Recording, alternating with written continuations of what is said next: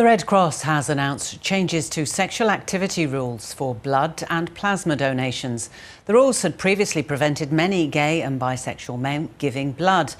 Lifeblood says the changes will affect thousands of people. Heath Painter is the CEO of Health Equity Matters. He says the changes will boost the number of people donating life-saving plasma. Lorna, these changes are really significant. So what they do is they allow all HIV negative people to donate plasma. And this is important because there are a range of conditions in Australia that people live with that require plasma. And we know that plasma donations across Australia are in short supply. And so from the 14th of July, a whole pool of people who previously couldn't or had to undergo a deferral period before donating plasma can actually donate now.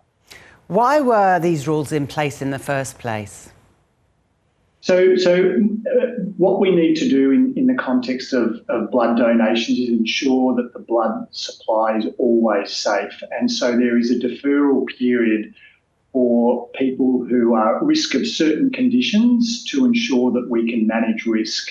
But what these new changes do is they are in line with the latest evidence around risk to the blood supply, and that's why Lifeblood or the Red Cross have made these changes to enable this cohort of people to donate without a wait period.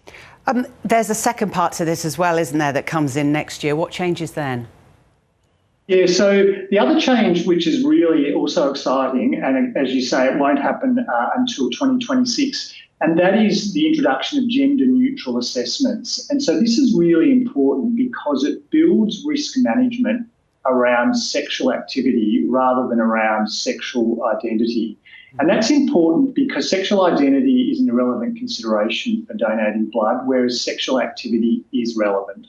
OK, will that help with some of the stigma that there has been around giving blood? It's really important at that level because what this means is that people don't need to talk about certain aspects of their personal life that they may not want to talk to someone who they've never met about. That is someone who's administering a blood draw. It means that they just have to talk about the actual aspect that is important to ensuring our blood supply remains safe. And that is sexual activity. Am I right in saying that much of the rest of the world actually goes further than this? It's my understanding that in the context of plasma donations, that Australia will actually be now world leading in allowing all HIV negative people to donate plasma. So at that level, in the context of plasma donations, I understand we're world leading. In the context of blood donations, there will be also changes to the deferral period, but we will still have a deferral period, which is important to protect supply. What I would say around comparing Australia to the rest of the world is that we should be routinely reviewing the wait period or the deferral period for donating blood to ensure it is consistent with the evidence around transmission risk. Aren't all donations tested anyway? They are tested, but it's important that we have a deferral period for certain sexual activity because there is what we call a window period whereby when someone acquires a condition like HIV, we say they're seroconverting. When the body has an immune reaction to the presence of a virus, there is a wait period between that point and when testing can detect the virus. And that's why we need to have a deferral period to manage the risk of, or to manage the safety of our blood supply and to ensure it remains safe for people who need blood donations. How much of a difference will it make to supply? Are we talking about hundreds of people or thousands of people?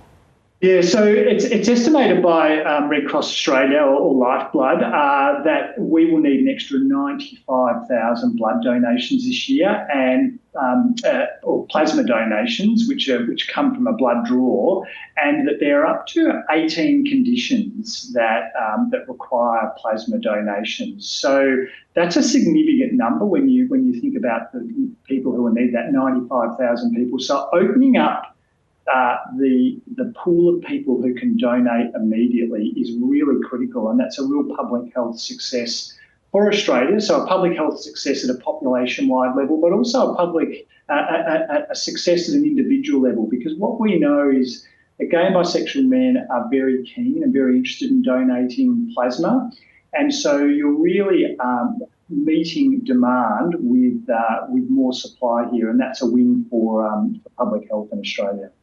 Heath Painter, thanks for joining us. Thanks.